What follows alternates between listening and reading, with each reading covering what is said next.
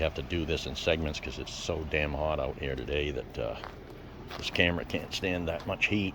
So I refuse to spend big bucks on some kind of camera that can. So we'll have to deal with this. All right, let's keep going here and see what I'm going to do next.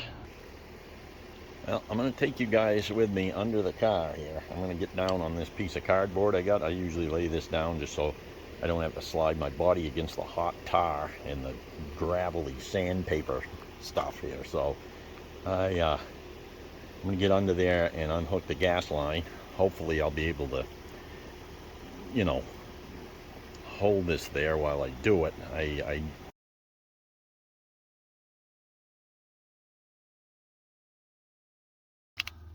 bulby looking thing. This thing here is a sediment bowl that they put under this. This is hooked right into the bottom of the tank, and this is where the fuel line is, right here, and that goes to the carburetor. Feed fuel to the carburetor. It's gravity fed, and so I got to take that line off, and then I got to take these straps are bolted to this frame member, and I got to take the bolts are up under this channel. You can see the bolts right there. The nuts are right here. That's a nut. She's pretty rusted, and that is. I don't know how that's gonna go, but we'll find out. So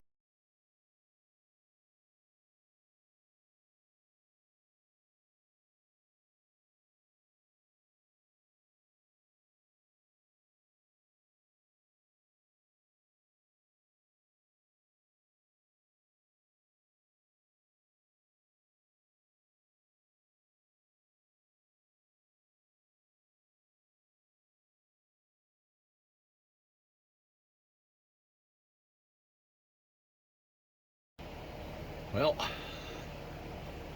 what I did is I didn't video it. I got the bolts loosened up on the bottom of that gas tank, and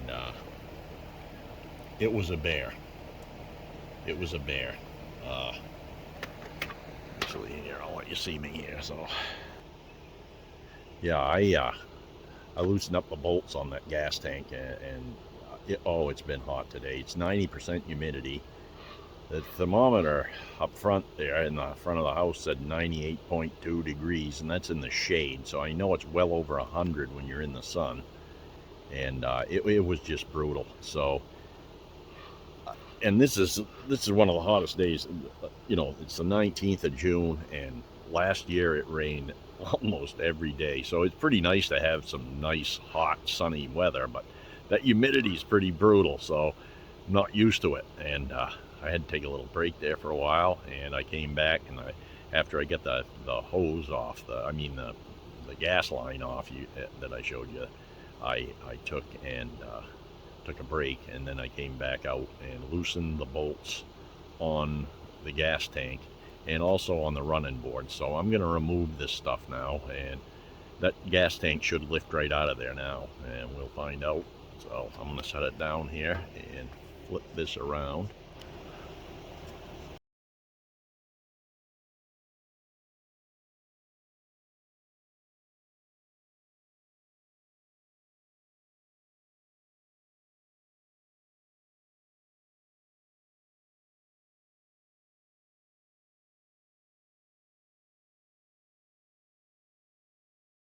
We'll do a little walk around there. See ya. We're getting her. We get the splash apron to take off. That's after we loosen the main body bolts. Got all the back off there, the spare tire, all of the trunk there. It's all done. Fenders, rear fenders. Get this side's all taken care of here. We get the gas tank out. The floorboards are out. I am going to have to take that steering column out to get the body off, because this here is holding the steering column in. So I think the easiest way to do it is take the steering column out, and then we won't have to think about it. It's probably the last time we're going to see it look like that in the front end, like a real Model T does. So she'll look a little bit bare when we get all that stuff off it. But it will look good after we get it done. So got to start doing this like this, and it's a lot of fun.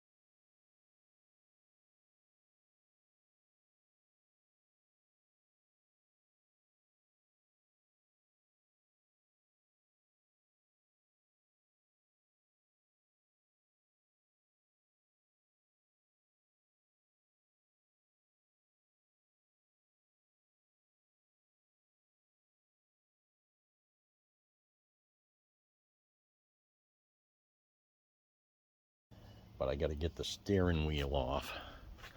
The steering wheel, goes down through into here.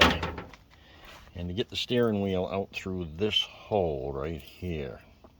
So this hole isn't very big, and it'll come up to here. And then I got to get this off. This is the steering box, they call it, but it's really just a bearing. So this has to come off. To get that off, I have to take this spark advance. So this is the lever that goes over to the timer, and I got to take this little thing here off, the little turnbuckle thing that turns it back and forth. I don't know what you call it, knuckle. It's a thing that when you move the spark lever, this is what happens. So it adjusts that, and it turns that timer right there. You can see that timer in there turning. Right, turn that, what I'm doing is I'm moving this lever right here on the left side of the steering wheel back and forth, and that's what adjusts the spark advance and spark retard. And going up a hill, you got to retard the spark, and when you're going along, you want to have it advanced. The faster you go, the more advanced you do it. And so I got to get this off so I can pull this whole steering column out of here.